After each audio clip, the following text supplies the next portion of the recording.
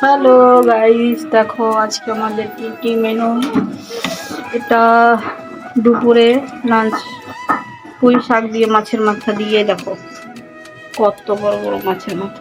আর এটা মাছ, দেখেছো, এটা মাছ, এটা পাতলা মাছের মাথা দিয়ে পুঁই শাক দিয়ে রান্না করো।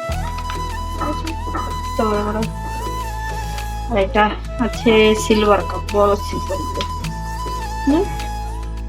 এটা মাছের ঝাল করবো।